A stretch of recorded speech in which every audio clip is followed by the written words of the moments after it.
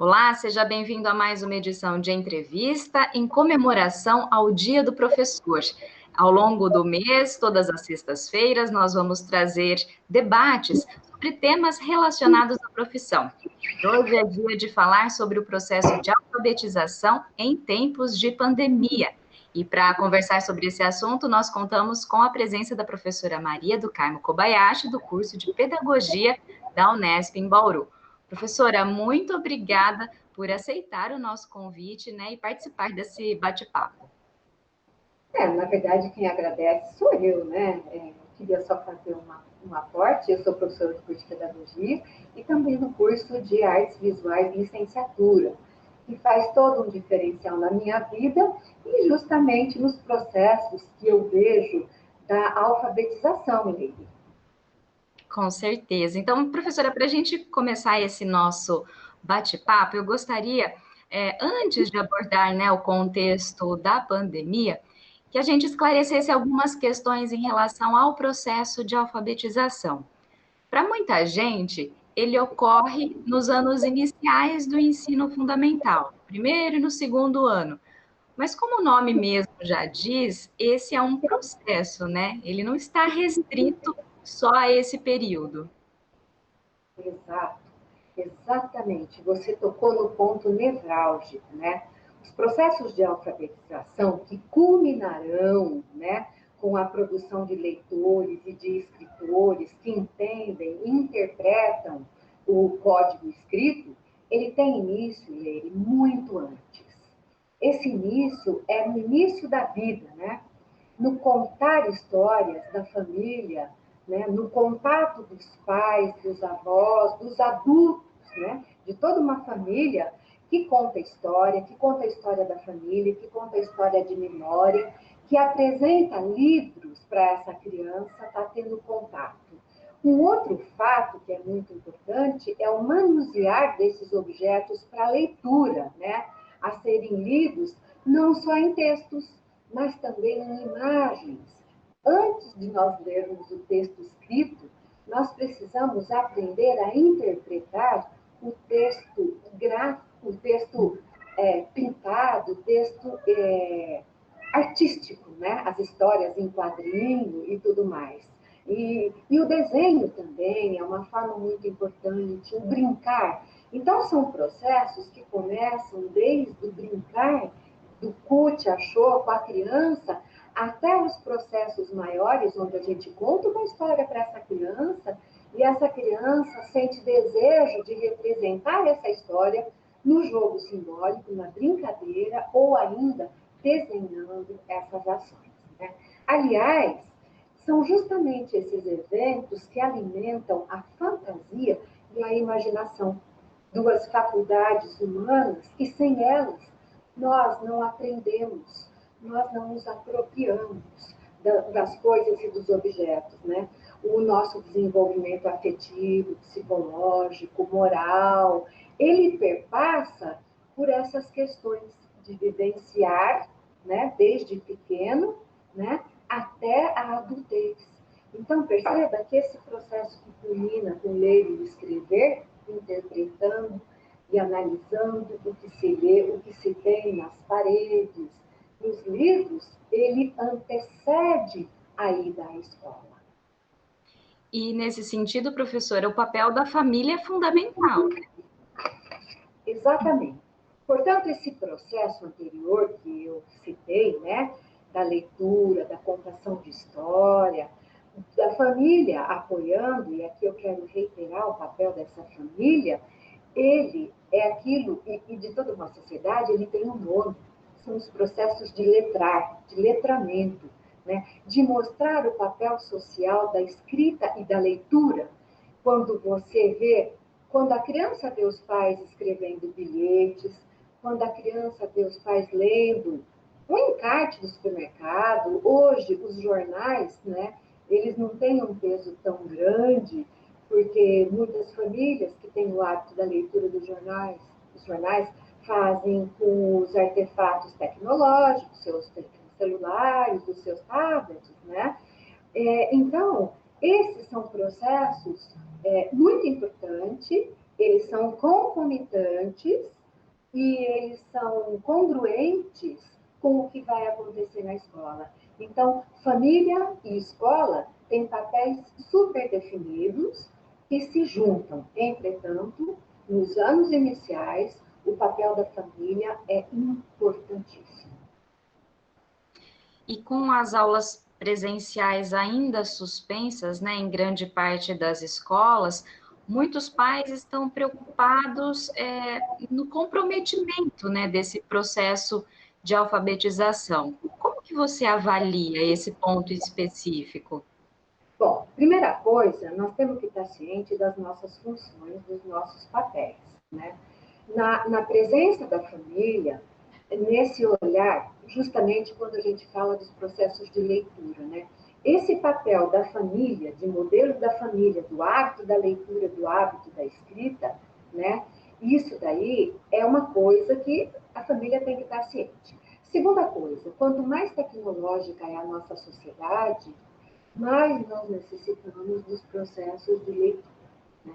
O envolvimento, a gente pode até aprender a utilização de um objeto tecnológico, mas ler as instruções, os manuais, isso tem um papel importantíssimo.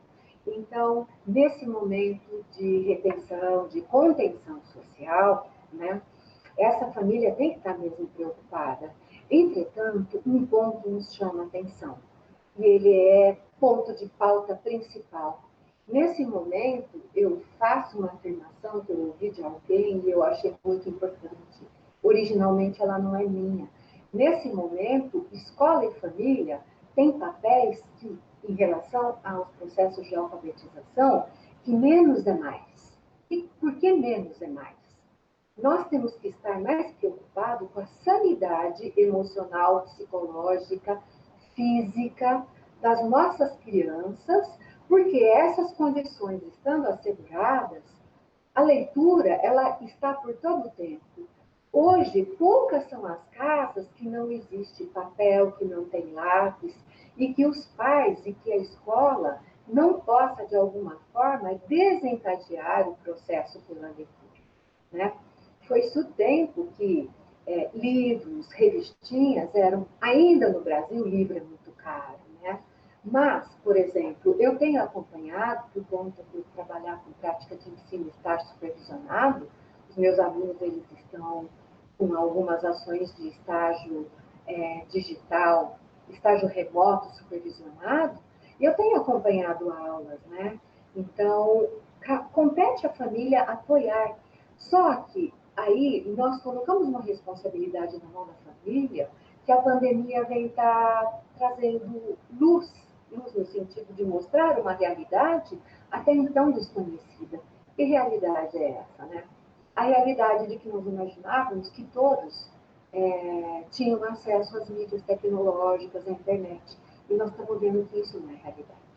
Justamente aquelas crianças que mais precisam da entrada de objetos culturais nas suas casas, bem direcionados, bem preparados, com uma qualidade boa, essas crianças não têm acesso, né? Algumas coisas, os programas bons, os programas que estão mais adequados às crianças, eles estão nas mídias fechadas, né?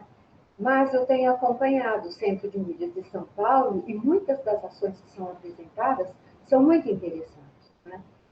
O que me preocupa realmente é a falta de acesso de muitas das famílias que nós acreditávamos que tinham acesso e hoje nós sabemos que não. A fadiga também, esse estado, esse clima todo de medo, né? Porque nós temos um vírus que inspira contra a nossa vida.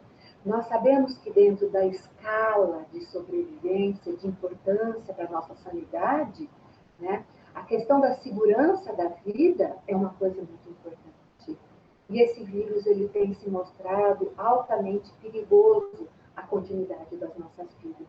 Então, tudo isso me leva a crer que nós precisamos cuidar, educar, sim, proteger também e acolher as nossas crianças e essas famílias. Só que nós, professores, também somos humanos e também temos os nossos problemas, não é, Leila? Com certeza. E aí está instalado um grande desafio, né, professora? Eu queria só retomar esse ponto que você menciona, né, do acesso às tecnologias, que é exatamente isso, né? A gente viu muitas crianças tendo acesso a aulas remotas, mas muitas sem interação nenhuma com o professor e com a turma ao longo desse período. Como lidar com essa disparidade, então? Existe caminhos para os professores, para os pais? O que você pensa a respeito disso? Essa é uma preocupação muito grande de todos nós que estamos envolvidos com educação. Outro dia, no Jornal das 7 da manhã, eu ouvi o secretário de Educação de São Paulo, o professor Rossieri, e ele tinha algumas ideias bastante interessantes. Por exemplo, fazer um diagnóstico no retorno às aulas, que nós não temos ainda as datas certas, eu acho uma coisa muito perigosa, esse clima de ansiedade que se faz, vai voltar em setembro, vai voltar em outubro, isso é uma coisa muito complicada. Considerando que a escola ela tem o papel de cuidar, de educar. Quanto menor é a minha criança, maiores são os cuidados a serem efetuados. Cuidado mesmo de manutenção com objetos que essas crianças levam à boca, né? E quando eu falo desse aparato tecnológico, e essas crianças que não têm esse aparato tecnológico, a minha preocupação está nesse desnível que vai acontecer entre as crianças que tiveram acesso e as crianças que não tiveram acesso a esses recursos. Né? Há de se pensar ações que se ocupem de todas as crianças, mas preferencialmente, e num primeiro momento, com as crianças que estão num grau de defasagem maior, que não tiveram acesso, inclusive que têm outros problemas decorrentes da falta de condições socioeconômicas e culturais. Então, o nosso problema com relação à educação, que já era grande, ele se decuplicou, ele ficou multiplicado por 10.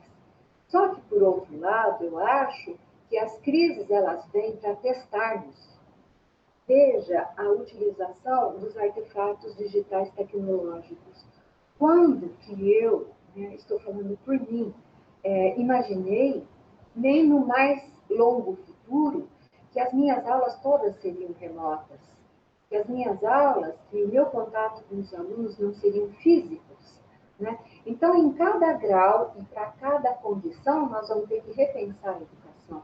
E isso é uma tarefa hercúlea que vai caber não só aos professores, mas às equipes, aos diretores, aos dirigentes, aos secretários da educação e principalmente ao nosso ministro da Educação, que eu vejo com muita preocupação. Então, vai ser à medida que os problemas vão acontecendo que nós vamos ter que ter essa retaguarda já preparada. Então, eu acredito que unirmos desde os mais pequenos, né, das equipes menores, a ver o que se pode fazer com os meus alunos, com a escola onde eu trabalho, e ir assim agrandando para que haja uma coordenação e isso ocorra. Caso contrário, os nossos problemas vão ser assim praticamente irresolvíveis. E, professora, considerando essa disparidade, né, das famílias e o contato, né, mais frequente que se está tendo entre pais e filhos por conta do isolamento, diante desse contexto, como tornar, né, esse isolamento algo positivo para essas crianças que estão nesses estágios iniciais, né, nos anos iniciais de formação? Então, nós reclamávamos muito que nós não tínhamos tempo. E o nosso tempo ele era muito contado pelas nossas ações. Né?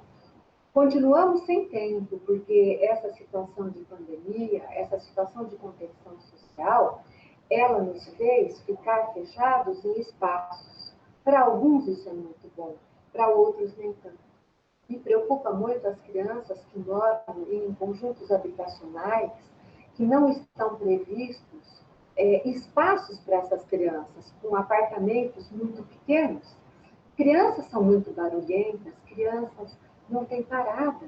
Né? Diferente de um adulto que lê um jornal, um livro, que acessa alguma série, isso quando ele tem esse aparato tecnológico, né? Esses pais também, muitos deles, dessas camadas pouco privilegiadas, eles têm problemas terríveis de manutenção da família, de pagamento de contas, o alto índice de desemprego, né? Então, eu vejo com muita preocupação essa situação. Não que isso seja só das classes pouco abastadas, né? Ou que estão passando por dificuldades econômicas.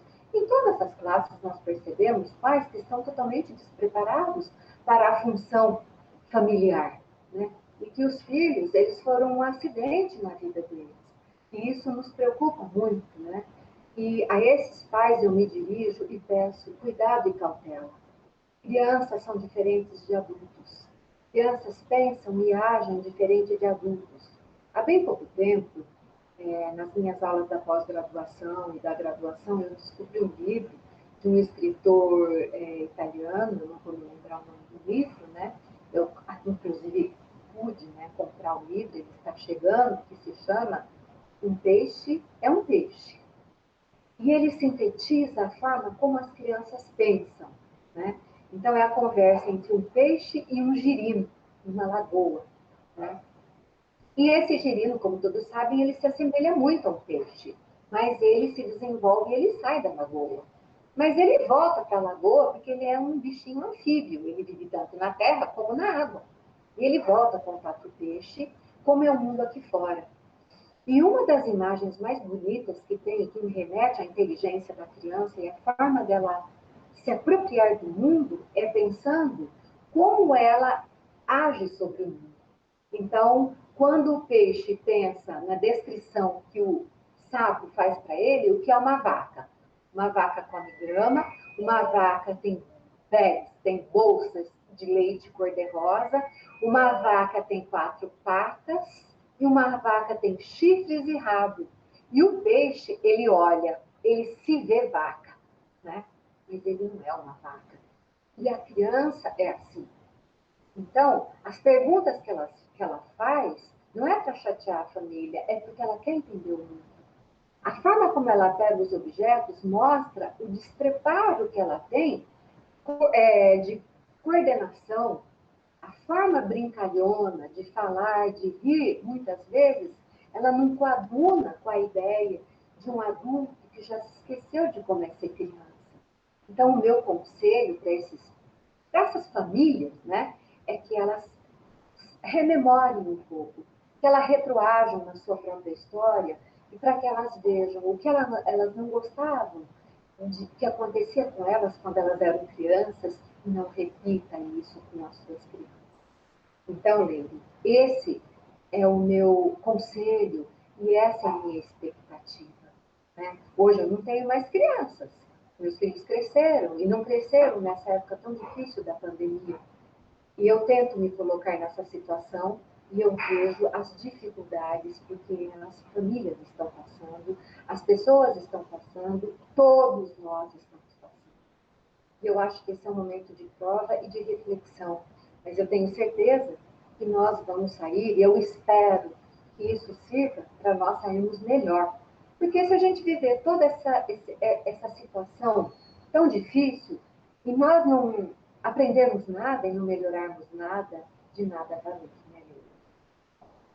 Sem dúvidas, né? É um tempo desperdiçado, né? Sendo que pode ser utilizado de uma forma produtiva, apesar de todo esse contexto, né? Do qual você mencionou.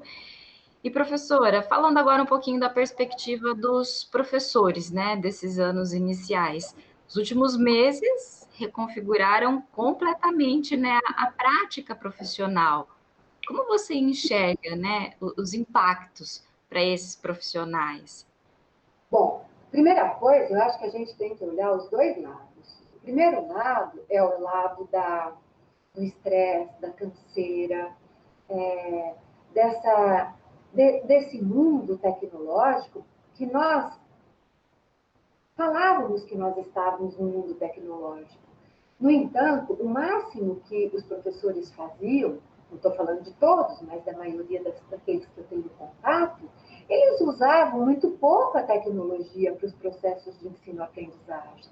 Hoje, eu reposiciono, eu redijo o que eu dizia, e isso eu já tenho usado nas minhas pesquisas de pós-graduação e com os meus alunos de formação na graduação e com os professores por quem eu tenho sido convidada para falar. Eu coloco primeiro hoje, né, uma visão que a gente falava das metodologias ativas. Entretanto, essas metodologias ativas, elas demandavam nós colocarmos o aluno no centro do processo. Colocar o aluno no centro do processo é muito mais preocupante, é muito mais agravante, né? Isso demanda muito mais estudos, estresse, processos cansativos para o professor, né? Por outro lado, nós passamos a ver aquilo que tem sido falado desde os anos 60 do século passado, 70, né? Do início da educação à distância. O que nós estamos fazendo não é educação à distância. O que nós estamos fazendo é educação remota, inicialmente emergencial. Por quê? Em função de uma catástrofe, nós tivemos que apelar a toque de caixa por decreto para o uso das tecnologias, que não são novas, que são antigas. E isso demandou um aprender na raça, entendeu? Cursos foram disparados, eu vejo para nós da Unesp o amparo que a universidade tem dado de cursos para nós professores, né? Em relação aos professores de ensino fundamental, eu falo de um grupo que nós estávamos trabalhando e tivemos que primeiro fazer uma formação com eles para darmos continuidade, professores de educação infantil, ensino fundamental 1 e 2, né? Isso vai estar relatado nas nossas pesquisas, minha e do professor Márcio Nivo Celeste Filho, né? Mostrando como que nós tivemos que nos adequar, né? Mediante um ofício, uma resolução, né? Então, isso demandou que esses professores, por decreto, trabalhassem com outras metodologias, carentes do ensino tecnológico que nós éramos, né? Isso foi muito difícil, isso tem repercutido até agora, né? Os nossos alunos também estavam preparados para jogos de videogame e não para a disciplina de ficar na frente de uma tela. E aqui eu reitero que quanto menor é a minha criança, menos tempo de concentração ela tem, né? É um pecado colocar uma criança, né, 4 horas na frente de uma tela e mais. Lembra da posição da escola, o toque, o olhar desses professores, né?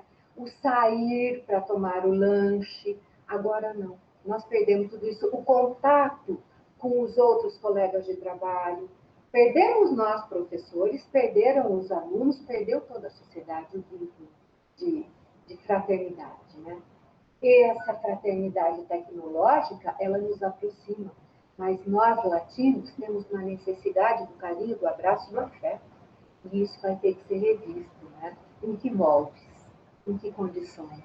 Então, tudo isso afeta nós, professores, e eu me coloco nesse rol.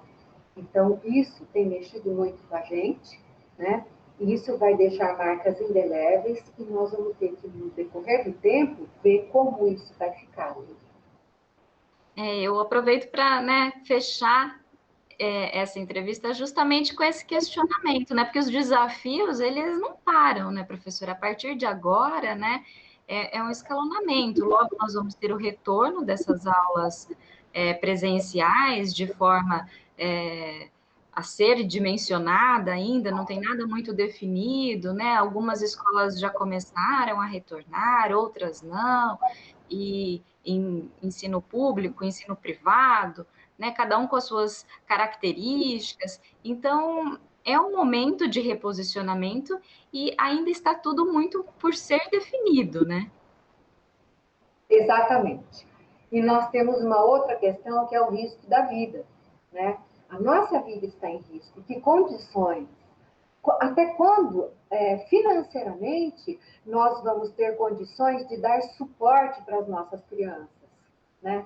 Como que nós vamos estabelecer a questão do retorno, do espaço, da convivência conjunta? Lembrem-se, né, que existem doenças que elas são visíveis. A gente só vai descobrir que a gente está doente com o Covid quando os sintomas já permitiram a disseminação desse vírus, né? E isso nos afeta por demais. Então, em que condições nós vamos voltar? Até onde o risco do retorno vai ser numa proporção boa para todos nós, né? E as pessoas que têm comorbidades, como é que vai ficar isso, né? Então, nós estamos vivendo com essa pandemia aquilo que o Edgar Morin chamou da complexidade e que nós não estávamos preparados para o erro e para a incerteza. Nós fomos preparados no século XIX, século XX, e até agora no século XXI, de que a ciência tudo sabia e que nós tínhamos controles de tudo. E nós estamos vendo que não. Nós estamos que nos preparar para viver com o incerto, com a incerteza e com o erro. E ver, a partir do erro, como é que nós podemos fazer os acertos. Então, esse é o momento realmente de revisão, de passar a limpo. E isso vai demorar, isso vai causar dor, e isso vai causar retrocesso, né? Eu imagino que nós tenhamos que usar tudo isso de uma maneira a sairmos dessa pandemia com ganhos. O papel do professor nunca foi tão enaltecido. O papel da escola nunca foi tão lembrado e debatido, e no qual, né, a sociedade e as famílias sentiram na pele o valor e a importância do professor e da escola. Tá certo, professor. Uma vez, né, você ter aceitado esse convite de conversar com a gente e te parabenizo por toda essa trajetória de pesquisa, de trabalho e de cuidado, né, com seus alunos, com as crianças, com os projetos que você desenvolve, que sem dúvida são uma inspiração. Eu é que tenho mais uma vez agradecer a Unesp, né, que nos acolhe também, que nos atende nas demandas e que nos dá a oportunidade de mostrar o que a Unesp, como universidade pública, a Faculdade de Ciências e o departamento que eu trabalho, o departamento de Educação, os cursos que eu atendo, o programa de pós-graduação de docência para educação básica, o curso de artes visuais e licenciatura e o curso de pedagogia. Os nossos projetos, as nossas ações, nós estaremos sempre presentes e disponíveis para mostrar como a gente tem tentado, mesmo em meio à pandemia, dar conta do nosso papel.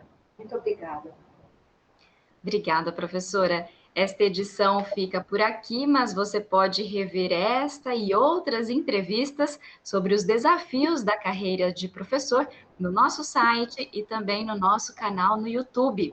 A gente se vê. Tchau!